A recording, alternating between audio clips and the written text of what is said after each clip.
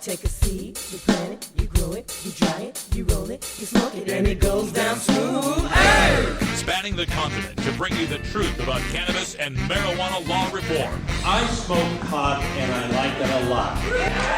The Russ Belville Show, the voice of the marijuana nation. Now, here's your host, Radical Russ Belville.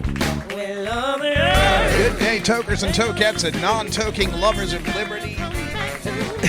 I'm all perplexed today. It's a holiday. Are we even supposed to be working? Yes, it's got to be 420 somewhere in the world. Coming to you live and direct from America's last absolute prohibition state, the state of Idaho. We are celebrating Juneteenth. That's right, folks. It's Juneteenth, the first new federal holiday since Martin Luther King Day in 1983, or at least in most places. In Idaho, they didn't start celebrating that until I think it was 6 years later. And even to this day, it's still called Idaho Human Rights Day / Martin Luther King Day. But Juneteenth celebration happening here on the show, in that we are also looking at the beginning of the end of the war on those people using certain non-pharmaceutical, non-alcoholic, tobacco-free drugs. In fact, it was just 50 years ago, this last Thursday, when this happened. America's public enemy number one in the United States is drug abuse. In order to fight and defeat this enemy, it is necessary to wage a new all-out offensive. That's right. That's President Richard Nixon on June 17th, 1971, in a nationally televised address declaring the war on drugs. And so that's going to be our focus for today's show, the 50th anniversary of the war on drugs. Coming up in the Cannabis Focus, we'll give you the full clip, the full 4 minutes of Richard Nixon declaring the war on drugs. And how much is that going to cost us, Tricky Dick? If we're going to have a successful offensive, we need more money. Consequently, I'm asking the Congress for $155 million in new funds, which will bring the total amount this year in the budget for drug abuse, both in enforcement and treatment, to over $350 million. Ooh, $350 million for drug enforcement. You know what it is today, kids, 50 years later? $3.1 billion, almost 10 times as much as it was in Nixon's day. So we'll talk about that. We'll also talk about how the war on drugs was a bipartisan crusade and how the Democrats, including the current president, had a lot to do with it. And then in the Radical Rant, we're going to take a look at how we're recovering from the war on drugs, the push for social equity in cannabis laws. Connecticut is set to legalize pretty soon with some social equity provisions as well. I've got a radical provision for social equity. I think we should learn a lesson from the 1980s, since we're going to be talking about the 1980s today, and treat marijuana like Indian casinos. Then coming up in hour 2, we're going to look at how the war on drugs pervaded our television sets in the 80s and 90s, and how the government actually spent money to basically bribe Hollywood writers to write anti-drug scripts for them. And we've got a few clips from things like Different Strokes and Home Improvement to make the point. Also coming up, we'll talk about drug testing and how that's starting to fall away as the war on drugs is losing its support among the American people. We got some polling we'll talk about as well. People do not support the war on drugs anymore, and neither does Amazon, which will no longer be drug testing for marijuana. Also, we'll take a look at how far we've come, how now there are more legal marijuana states now than there were medical marijuana states before legalization. All that coming up on today's Russ Belville Show, followed up with Hour 2's Toker Talk Radio. We hope you stay tuned for that as well. We're coming to you live from the Idaho-Oregon border. And right now, let's get to the rest of the states and the federal government with the news. This is your Cannabis Headline News, brought to you every weekday by Radical Russ Radio at radicalruss.com, your 24-hour source for marijuana music and cannabis conversations. Subscribe today for just $4.20 at patreon.com/radicalruss. With your Cannabis Headline News for the week ending Friday, June 11th, 2021, I'm Russ Belville. This is your Cannabis Headline News, brought to you every weekday by Radical Russ Radio at radicalruss.com, your 24-hour source for marijuana music and cannabis conversations. Subscribe today for just $4.20 at patreon.com/radicalruss. With your cannabis headline news for the week ending Friday, June 18th, 2021, I'm Russ Belville. The governor of Louisiana on Tuesday signed a bill to decriminalize marijuana possession. But Governor John Bel Edwards challenged the narrative that the legislation actually decriminalizes low-level cannabis possession, emphasizing that possessing up to 14 grams of marijuana does carry a $100 fine under the bill. But replacing the threat of incarceration with a modest fine does fit the definition of decriminalization used by reform advocates.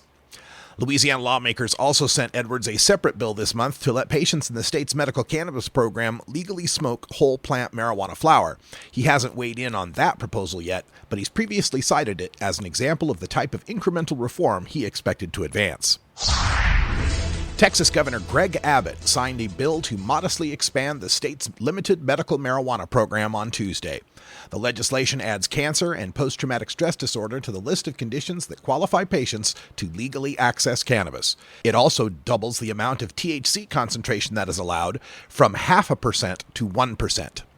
As originally passed in the House, the bill would have also included chronic pain as a qualifying condition, but that was removed by the Senate and was not re-added in a conference committee. The House-approved version also increased the THC limit to 5%, but that too was watered down in the Senate. Abbott has not yet commented on a separate piece of drug policy reform legislation that the legislature also passed to require the state to study the therapeutic potential of psychedelics like psilocybin and MDMA. Connecticut is on the verge of legalizing marijuana after lawmakers sent a cannabis reform bill to the desk of the state's supportive governor on Thursday.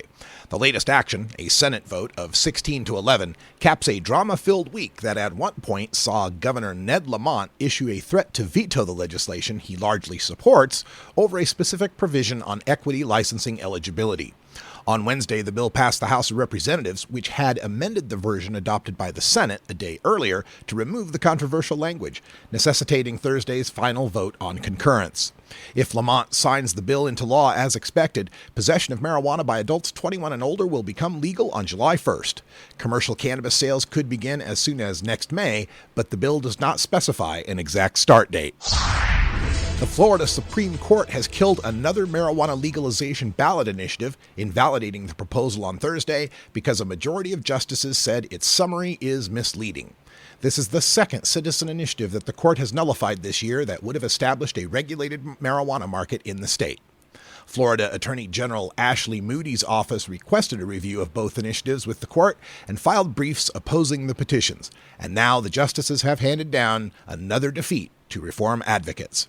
As in the past case, the ruling was decided based on a statutory challenge of a single phrase. The ballot summary uses the words limited use in reference to activities that would be made lawful for adults. Quote, the ballot summary plainly tells voters that the proposed amendment limits the personal use, that is, consumption, of recreational marijuana by age-eligible persons, but the proposed amendment itself does not do so, end quote, a 5-justice majority wrote. Before the Colorado legislative session ended last week, House Bill 1317 had been amended close to 30 times. It's now on Governor Jared Polis's desk, along with plenty of complaints from medical marijuana patients and cannabis industry stakeholders who are urging him to veto the bill that would add many layers to the state's marijuana regulations. House Bill 1317 reduces the possession limit on cannabis concentrates to 8 grams, mandates the formation of a committee to study high-potency concentrates, and requires recommending physicians to conduct mental health evaluations and set marijuana potency limits for patients. For patients aged 18 to 20, the bill limits concentrate possession to 2 grams, requires the patient receive recommendations from 2 unaffiliated physicians, and recertification every 6 months unless the patient is homebound. In addition, the bill creates a statewide purchasing database to control daily purchase limits and requires coroners to report THC levels in all non-natural deaths. Anti-marijuana groups in Montana have moved to dismiss their own lawsuit challenging a voter-approved legalization measure after the governor signed separate reform legislation into law. Safe Montana and Wrong for Montana say their lawsuit is no longer necessary since Governor Greg Gianforte signed HB 701 last month. They filed a motion to dismiss the case in the Montana First Judicial Court late last week. The lawsuit attempted to make the case that the voter-approved Initiative 190 was unconstitutional because it appropriated some cannabis tax revenue, allegedly violating a portion of the state constitution that prohibits such activity from being included in a citizen initiative. Because of the enactment of the legalization implementation bill that saw the legislature get its chance to steer cannabis revenue, as well as a separate bill that prohibits ballot measures from appropriating funds, opponents said the legal challenge was no longer needed. A Rhode Island Senate committee on Monday approved a marijuana legalization bill that's being championed by leadership in the chamber. It's the first time a bill to legalize cannabis for recreational use has ever advanced in the state. The Judiciary Committee, which previously held an April hearing on the reform legislation, as well as a competing proposal from the governor, passed the Senate bill in substitute form in a 6-2 vote. A third legalization measure was also recently filed on the House side by Representative Scott Slater and several co-sponsors. Curiously, the Senate panel's action comes just days after House Speaker Joseph Shekarchi signaled that legalization wouldn't be taken up until the summer or fall. The Senate, however, appears to have different plans and is expected to take up its bill for a floor vote as soon as next week. Wyoming lawmakers failed to pass a bill to legalize marijuana this session, but on Friday, 2 measures were submitted to the state to place medical cannabis legalization and adult use decriminalization measures before the voters on the 2022 ballot. The Libertarian Party and Libertarian State Representative Marshall Burt joined with activists to file the proposed initiatives with the Secretary of State's office. The text of the medical cannabis proposal states that patients could purchase and possess up to 4 ounces of flower and 20 grams of medical marijuana-derived products in a 30-day period. Meanwhile, activists' separate decriminalization measure would impose small fines on people possessing up to 4 ounces of marijuana without the threat of jail time. A first and second offense would be considered a misdemeanor, punishable by a $50 fine, while a third and any subsequent offense would be penalized by a $75 fine. Cultivating marijuana would also be considered a misdemeanor, punishable by a $200 fine. Petitioners will have until February 14th to collect 41,775 valid signatures from registered voters to make the ballot after the state approves the formatting of the measures. Nebraska marijuana activists are gearing up for a mass-scale campaign to put medical cannabis legalization on the state's 2022 ballot after the legislature failed to pass a bill to enact the reform this session. And since the state Supreme Court invalidated a measure that qualified for the 2020 ballot based on a statutory challenge, voters can expect to see multiple complementary initiatives that are currently being vetted by lawyers to ensure that opponents can't leverage the legal system to block the policy change again. Nebraskans for Medical Marijuana has brought on Christina Eggers as Signature Drive Director, and she told Marijuana Moment that the plan is to, quote, hit the ground running on a mass scale starting on July 1, quote, where you can't go anywhere without somebody being there to collect your signature if you're ready, end quote. An Ohio-based marijuana group is helping campaigns in West Virginia and South Carolina get cannabis decriminalization on their local ballots this year, and progress is already being made. While the Sensible Movement Coalition has traditionally pushed for reforms within Ohio and has seen multiple successes in getting decriminalization enacted there, they're now lending expertise to activist-led campaigns in other traditionally conservative states. SMC's multi-state effort comes as a separate group. Ground Game Texas announced a new campaign to put marijuana reform measures on local ballots in cities across Texas. 3 years after Oklahoma voters approved legalizing medical marijuana, the state will beef up enforcement of its cannabis laws. State lawmakers this year approved a slate of legislation that allows state agencies to ensure medical marijuana businesses are complying with licensing, testing, operation, and tax requirements. Beginning November 1, medical marijuana patients may also notice some changes the next time they visit a dispensary. Dispensaries will be able to package and sell pre-rolled joints in-house. Some dispensaries currently sell pre-rolled joints, but existing law says only licensed processors can craft and package marijuana cigarettes. Dispensaries also will be able to offer samples of various cannabis strains. Patients won't be able to light up in stores, but they will be able to touch and smell some marijuana bud so long as those samples are for display purposes only and not sold to customers. End quote. The Attorney General of New Jersey on Tuesday sent warning letters to companies that are effectively circumventing the state's marijuana laws by gifting cannabis in exchange for non-marijuana related purchases such as overpriced cookies, brownies, and stickers. Gifting is lawful between adults 21 and older under New Jersey's adult use cannabis law, but a number of businesses are allegedly taking advantage of that policy by giving away free cannabis products to those who purchase other items like snacks or baked goods. No retail marijuana businesses have been licensed since the state enacted recreational legalization earlier this year, which followed voter approval of a reform initiative during the November 2020 election. Licensing regulations still need to be developed before adult use shops can open. A California senator is sponsoring a bill to legalize possession of psychedelics in the state and says the proposal is a step toward eventually decriminalizing all drugs. Senator Scott Wiener made the comments last week in a chat hosted by the Psychedelic and Entheogen Academic Council, discussing next steps for his psychedelics legislation after it passed the Senate earlier this month. He said advancing the measure in the Assembly will be very challenging due to a number of factors, but he sees progress in the legislature. It's also unclear where Governor Gavin Newsom stands on the reform, he said, though the governor has long been an outspoken opponent of the war on drugs. If enacted into law, the bill would remove criminal penalties for possessing or sharing numerous psychedelics, including psilocybin mushrooms, DMT, ibogaine, LSD, and MDMA for adults 21 and older. Federal marijuana trafficking cases continue to decline in 2020 as more states have moved to legalize, a new analysis from the U.S. Sentencing Commission shows. In an updated fact sheet, the Commission, which is an independent agency in the judicial branch of the federal government, analyzed the number of drug trafficking convictions and found that there were 1,118 cannabis cases in fiscal year 2020. That's down 2/3 since 2016, shortly after the first recreational marijuana market started to mature.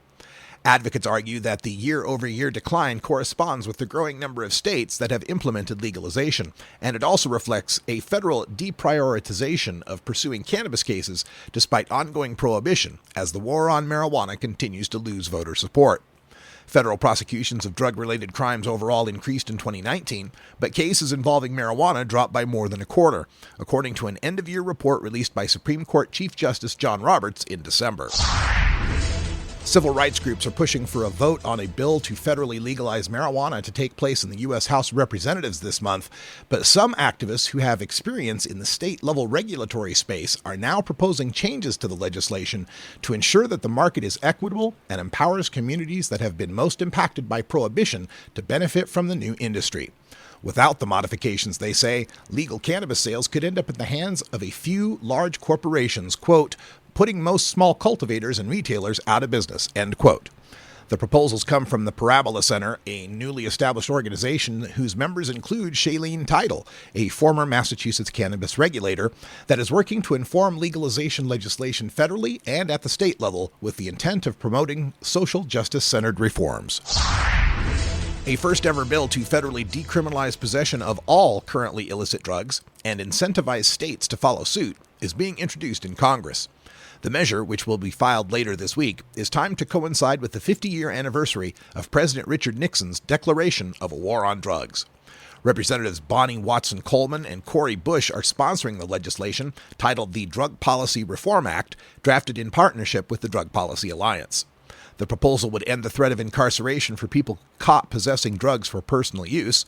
Courts would still have the option of imposing a fine, but that could be waived if a person couldn't afford it. Importantly, the measure would make it so the U.S. Department of Health and Human Services, rather than the Justice Department, would be responsible for classifying drugs, with the intent being to shift that role to a health-centric model.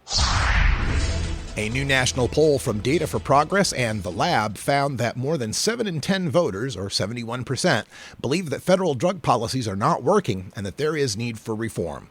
Voters no longer want to treat public health issues like drug use and addiction as matters of crime and law enforcement.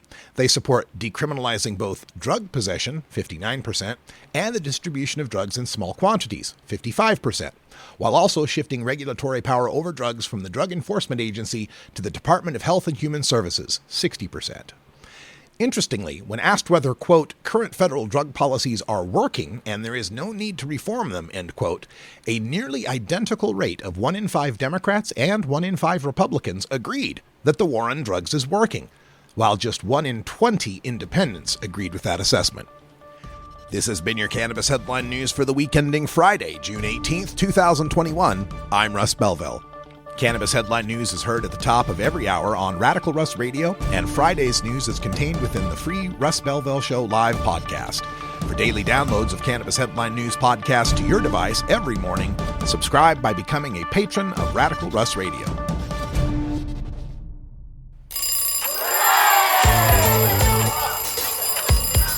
Well, that was fun. Supposedly, the news file for this week was supposed to copy over, and it did not. So you got the entertainment value of watching me scramble to do the news live. Hey! Anyway, coming up, we got Richard Nixon declaring the war on drugs 50 years ago last Thursday. The Coffee Pod in Sumter, Oregon is your fast, friendly marijuana shop nestled in the beautiful Elkhorn Mountain Range outside of Baker City. We're serving Eastern Oregon and Idaho's Treasure Valley with the selection of flower, pre-rolls, vapes, dab, and edibles you need at the prices that make it well worth the drive. Don't venture to some well-watched parking lot in some border town dispensary just to take a number and wait in a long line for your cannabis products. Make the drive to the Coffee Pot in Sumter and deal one-on-one with your bud tender with no waiting.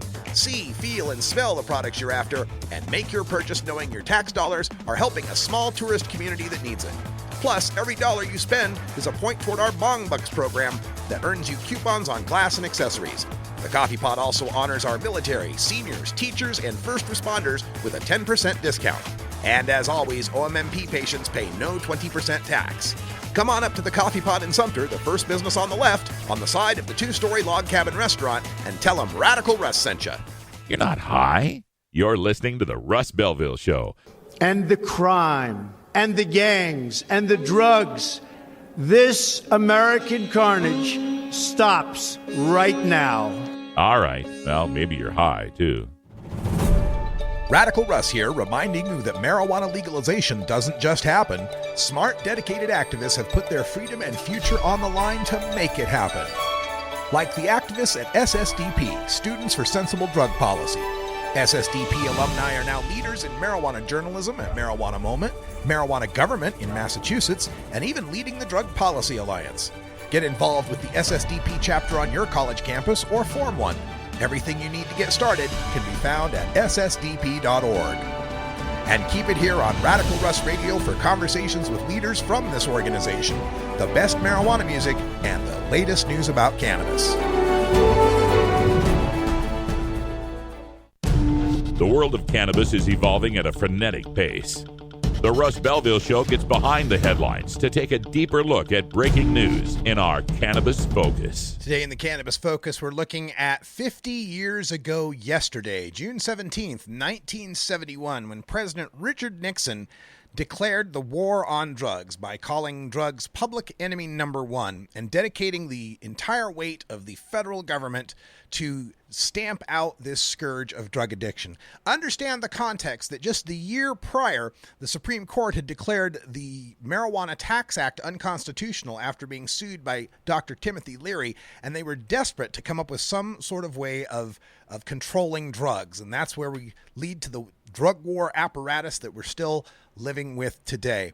And just a year after this declaration, the Schaefer Commission declared that marijuana should be decriminalized. And of course, President Richard Nixon ignored that as well. Here now is the full 4-minute clip of President Nixon on live TV back in 1971, 50 years ago yesterday, declaring the war on drugs. Ladies and gentlemen, I would like to summarize for you the meeting that I have just had with the bipartisan leaders, which began at 8 o'clock and was completed 2 hours later. I began the meeting by making this statement, which I think needs to be made to the nation. America's public enemy number one in the United States is drug abuse. In order to fight and defeat this enemy, it is necessary to wage a new all-out offensive. I have asked the Congress to provide the legislative authority and the funds to fuel this kind of an offensive. This will be a worldwide offensive dealing with the problems of sources of supply as well as Americans who may be stationed abroad wherever they are in the world. It will be government-wide, pulling together the 9 different fragmented areas within the government in which this problem is now being handled. And it will be nationwide in terms of a new educational program that we trust will result from the discussions that we have had. With regard to this offensive, it is necessary first to have a new organization. And the new organization will be within the White House. Dr. Jaffe, who will be one of the briefers here today, will be the man directly responsible. He will report directly to me. And he will have the responsibility to take all of the government agencies, 9, that deal with the problems of rehabilitation, in which his primary responsibilities will be research and education, and see that they work not at cross purposes, but work together in dealing with the problem. If we're going to have a successful offensive, we need more money. Consequently, I'm asking the Congress for $155 million in new funds, which will bring the total amount this year in the budget for drug abuse, both in enforcement and treatment, to over $350 million. As far as the new money is concerned, incidentally, I have made it clear to the leaders that if this is not enough, if more can be used, if Dr. Jaffe, after studying this problem, finds that we can use more, more will be provided. In order to defeat this enemy, which is causing such great concern, and correctly so, to so many American families, money will be provided to the extent that it is necessary and to the extent that it will be useful. And finally, in order for this program to be effective, it is necessary that it be conducted on a basis in which the American people all join in it. That's why the meeting was bipartisan. Bipartisan because we needed the support of the Congress, but bipartisan because we needed the leadership of members of the Congress in this field. Fundamentally, it is essential for the American people to be alerted to this danger, to recognize that it is a danger that will not pass with the passing of the war in Vietnam, which has brought to our attention the fact that a number of young Americans have become addicts as they serve abroad, whether in Vietnam or Europe or other places. Because the problem existed before we became involved in Vietnam, it will continue to exist afterwards, and that is why this offensive deals with the problem there in Europe, but will then go on to deal with the problem throughout America. One final word with regard to presidential responsibility in this respect. I very much hesitate always to bring some new responsibility into the White House, because there are so many here, and I believe in delegating those responsibilities to the departments. But I consider this problem so urgent. I also found that it was scattered so much throughout the government, with so much conflict, without coordination, that it had to be brought into the White House, and consequently, I have brought Dr. Jaffe into the White House, directly reporting to me, so that we have not only the responsibility, but the authority to see that we wage this offensive effectively and in a coordinated way. The briefing team will now be ready to answer any questions on the technical details of the program. That's Richard Nixon on June 17th, 1971, initiating the war on drugs. And I think one telling part about that quote is how he gets around to saying, I'm going to give you $350 million, but boy, if you guys want more money, if we could give you more money, if you could find it useful to have more money, well, we'll give you that too. Now, come on, what government bureaucracy, hell, who out there in the private sector would turn down more money? And of course, we saw the war on drugs escalate to the point where the $350 million over 50 years turned into $3.1 billion that is dedicated to drug eradication in the federal budget at this point. $3.1 billion. A war on drugs that over the 50 years that it has been waged has cost us $1 trillion, 1,000 billion, a million, however you want to figure it out, $1 trillion for the war on drugs. And the most annoying and disgusting part of this war on drugs is knowing that when Richard Nixon was up there declaring drug abuse to be public enemy number one, we know who he was really talking about. This came out in 1994. John Ehrlichman, former domestic policy chief for Richard Nixon, spoke to writer Dan Baum for Harper's Magazine. And in 94, he gave the quote in 94, and it got released in Harper's Magazine in 2006. John Ehrlichman said the following, quote, The Nixon campaign in 1968 and the Nixon White House after that had two enemies, the anti-war left and black people. You understand what I'm saying? We knew we couldn't make it illegal to be either against the war or black, but by getting the public to associate the hippies with marijuana and the blacks with heroin, and then criminalizing both heavily, we could disrupt those communities. We could arrest their leaders, raid their homes, break up their meetings, and vilify them night after night on the evening news. Did we know we were lying about the drugs? Of course we did. End quote. Richard Nixon's domestic policy advisor admitting the game that public enemy number one wasn't drug abuse. Public enemy number one was the anti-war left and black people. It was leftist power and black power, which at the time there was a lot of overlap there with the Black Panthers setting up, free meals and education and trying to help their communities. That's what it was about. This was a political war from the very beginning, a political war and a culture war. And now 50 years later, we're starting to overcome that shameful legacy. We're starting to see the American people supporting the end of the war on drugs. We've got a poll on that coming up in the second hour. We'll tell you about who supports the end of the war on drugs and, surprisingly, where Democrats and Republicans agree on the issue. It's a little scary. Coming up in the next segment, we'll talk about the bipartisan war on drugs, how both Democrats and Republicans have contributed, and what some of the costs from that war on drugs have been. We already told you $1 trillion, but there's plenty more devastation from Richard Nixon's tragic folly. The war on drugs. It turned 50 years old yesterday.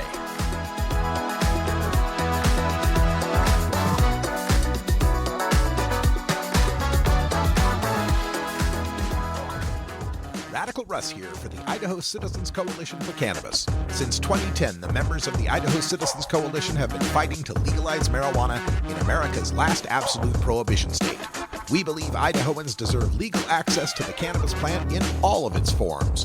Find out more about the Idaho Citizens Coalition at idahocan.co. That's idahocann.co. And find us on Facebook at Idaho Can. You're listening to The Russ Belville Show. I drank beer heavily and tried drugs enthusiastically. You can find Radical Russ online everywhere.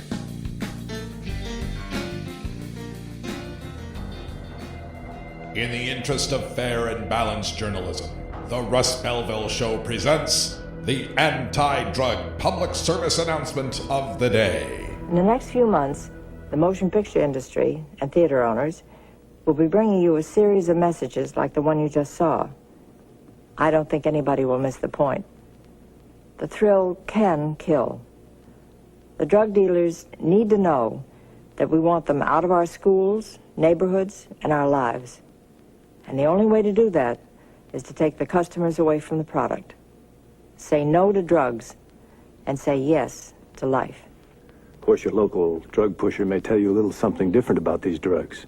And who you believe is up to you. But then again, if you go ahead and try them, at least it won't be out of ignorance. Just stupidity. What would I do if someone offered me these drugs? I'd tell them to take a hike. This has been the Russ Belville Show's anti-drug public service announcement of the day, exclusively on RadicalRuss.com.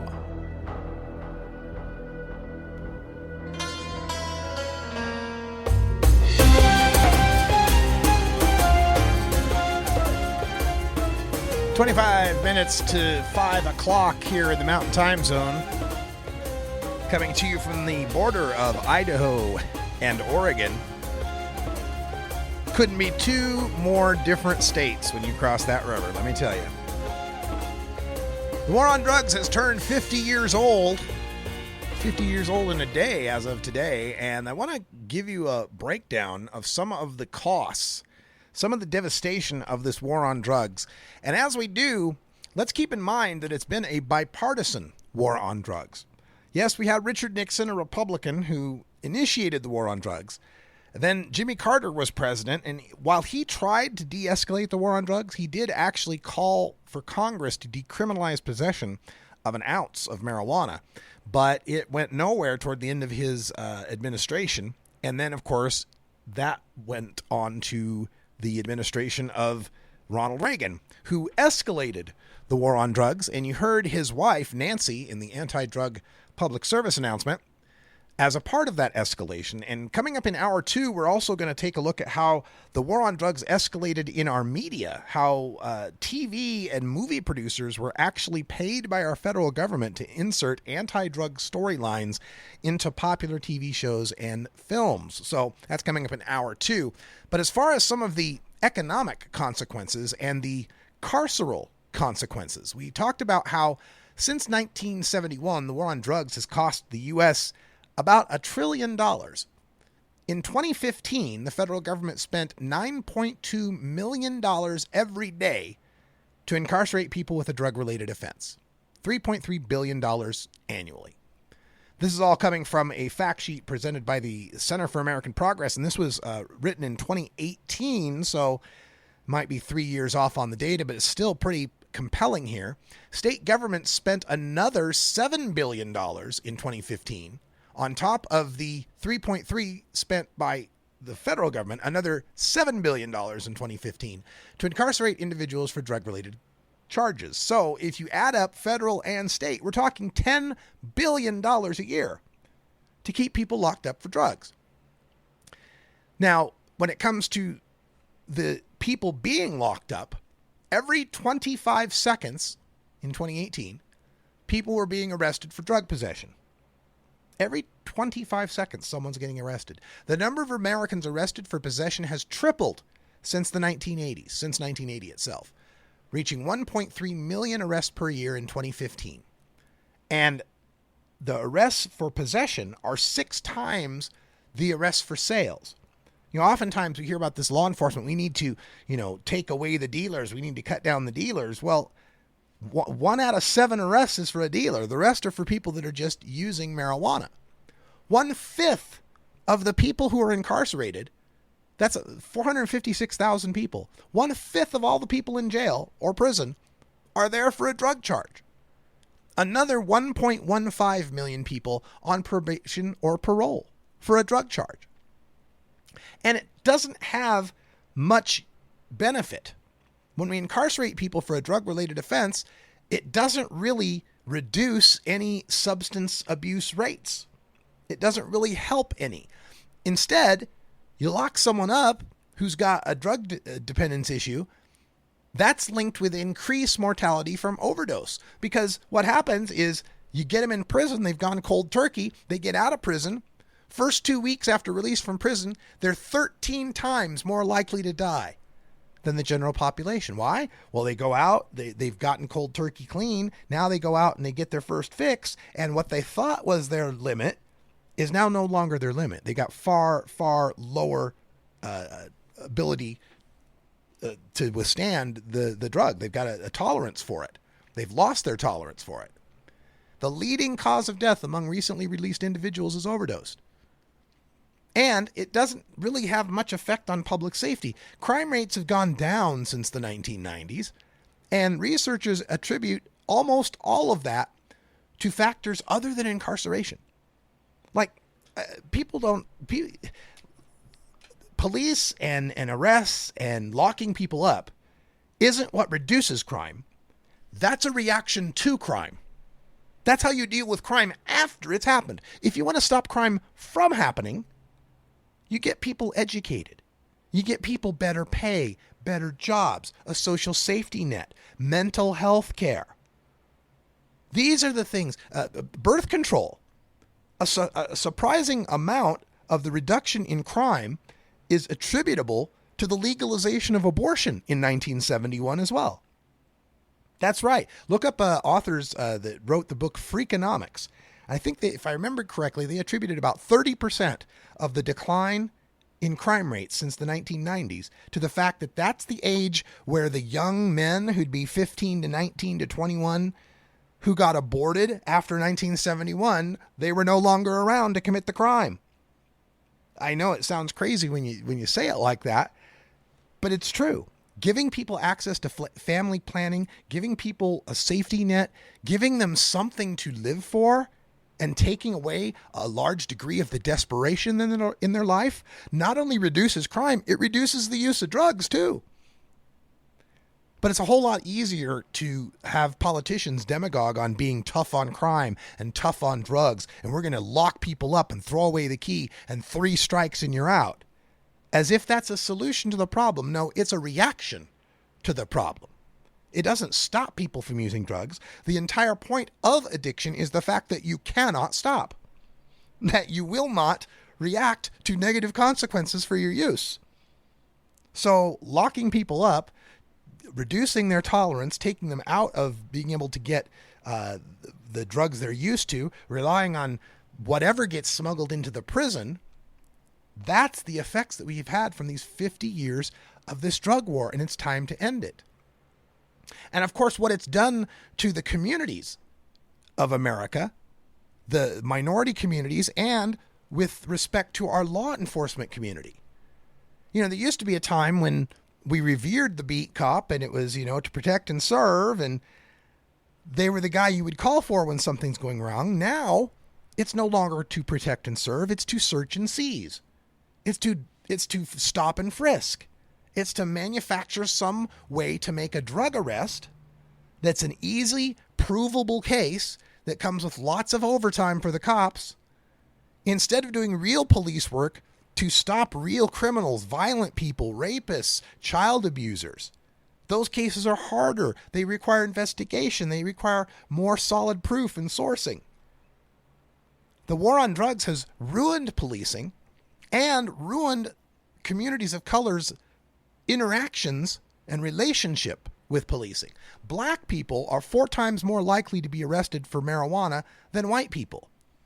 Black people make up 30% of all drug arrests, except they're only 12.5% of all people who use drugs.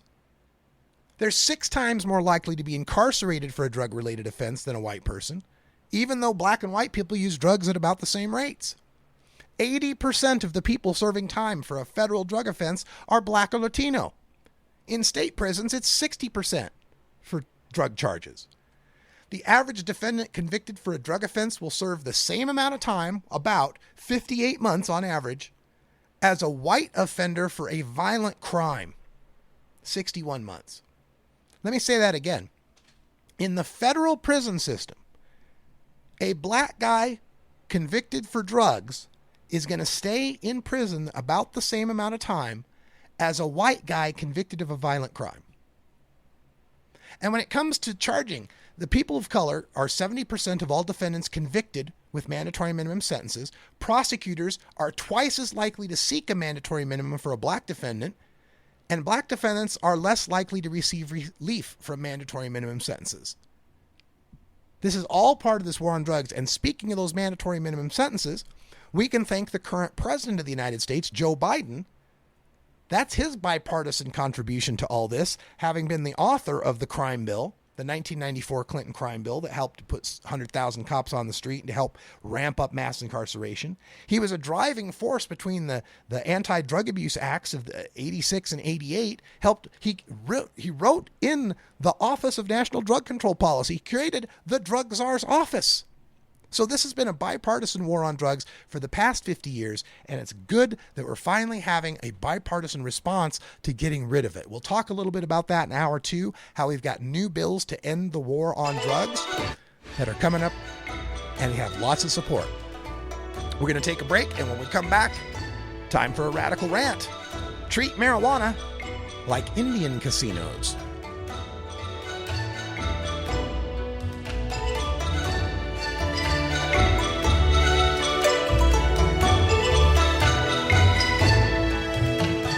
Time for Idaho to join the rest of the nation in legalizing medical marijuana. The volunteers at Kind Idaho have proposed the Idaho Medical Marijuana Act and are collecting signatures now to place it on the ballot. Visit kindidaho.org to learn more. Become a volunteer signature gatherer for Kind Idaho to help collect the over 65,000 signatures needed to put medical marijuana on the November 2022 ballot. Polls show it will pass. Please visit kindidaho.org today. You're not high?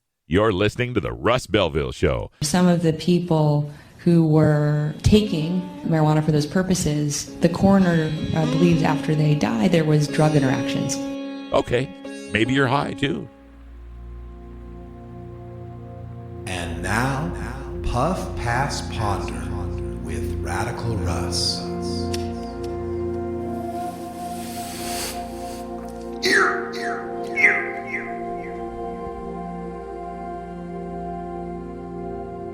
If tickets, fines, and a mandatory trip to rehab are supposed to save society from the harms of marijuana, how come nobody proposes them for beer? This has been Puff Pass Ponder with Radical Russ.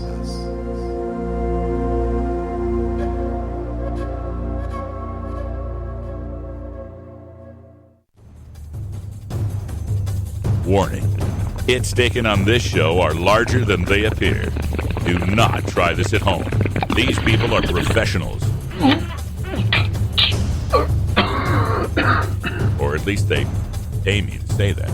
Hey, man. Am I driving okay? A public service message from the Russ Belville Show.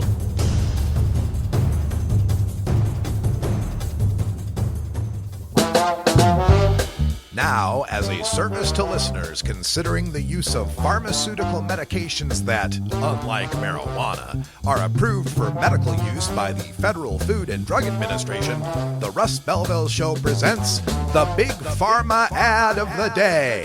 Jardiance can reduce the risk of cardiovascular death for adults who also have known heart disease, so it could help save your life from a heart attack or stroke. And it lowers A1C.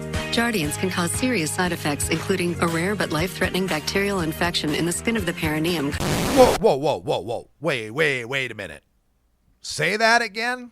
A rare but life-threatening bacterial infection. Life-threatening infection? In the skin of the perineum. That spot between my genitals and my anus? A rare but life-threatening bacterial infection in the skin of the perineum could occur. Stop taking Jardiance. Medical marijuana. Right away if you have symptoms not of this recommended by the FDA, acidosis, but it won't cause fatal taint rot.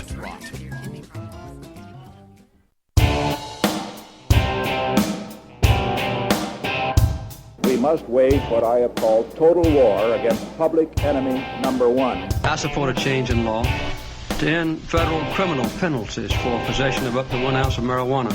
That marijuana, pot, grass, whatever you want to call it, is probably the most dangerous drug. Some think there won't be room for them in jail. We'll make room. I experimented with marijuana a time or two, and I didn't like it and didn't inhale.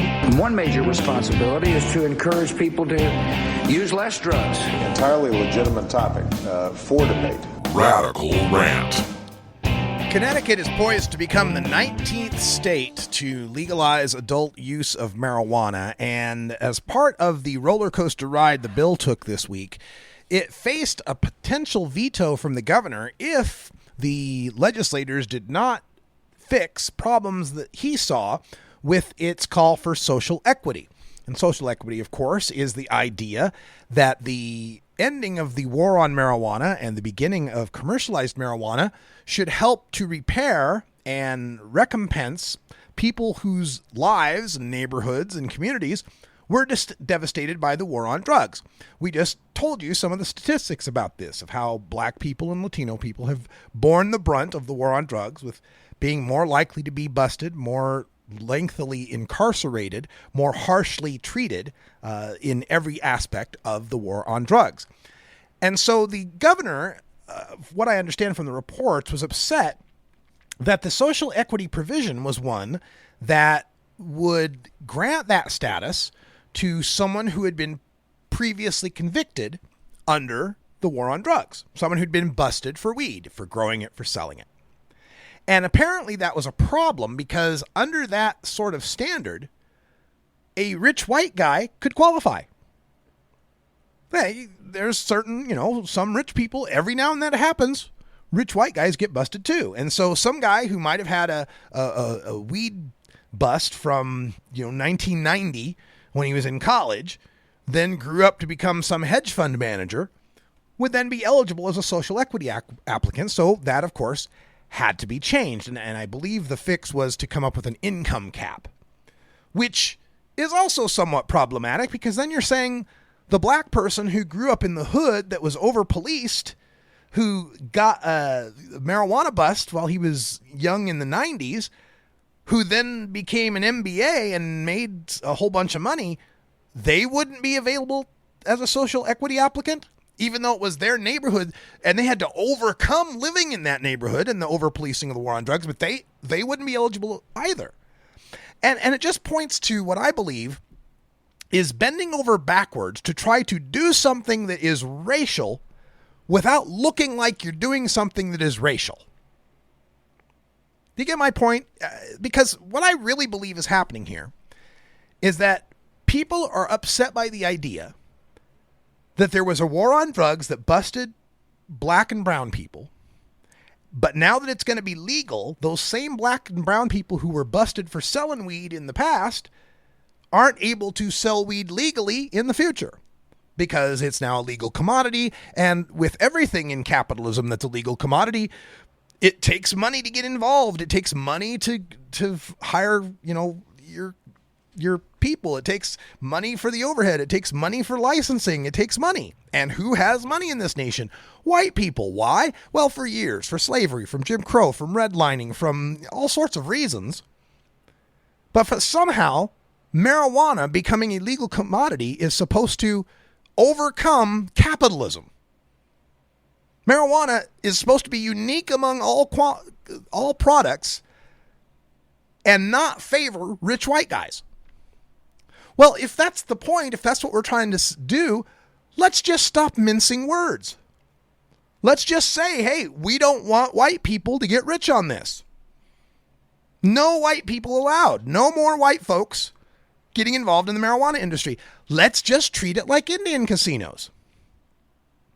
I have a friend who's a member of a tribe.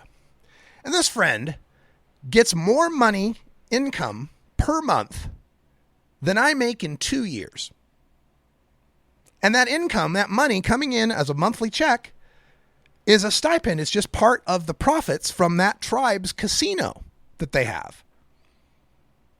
And that money just rolls in and that person gets to, spend a whole bunch of money on a lot of stuff just because the tribe owns a casino. And because when we started the gaming industry, originally only Atlantic City and Las Vegas allowed for casinos.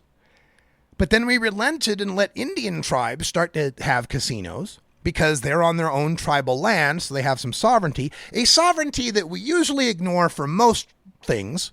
Land, water, run a pipeline through the land. We don't care about their sovereignty in that case. But in this one case, having casinos so that we white people can go and gamble and have fun, we'll let you have some sovereignty there. So we gave the casino industry in large part. I know there's riverboat casinos and other casinos now. But in the beginning, when it started, we gave the casino industry in large part to the Native Americans. Now, that's a different kind of situation because they are sovereign nations within the United States. So there's a different legal aspect to it. They own their own land, unlike, black people generally don't have their own reservations and such. But if we're really talking about what we need to do is to end the war on drugs so that black people can benefit it, so we can fix black neighborhoods, let's just say it. Let's just do it. Let's come up with a bill called the Cannabis Industry Reparations Act, or whatever you want to call it. And we'll say, look, sorry, black people, about the slavery, about the Jim Crow, about the redlining, about all the injustices you felt. You deserve reparations. We absolutely should recompense you for the theft of your lives, your families, your cultures, your labor, your wealth. Absolutely.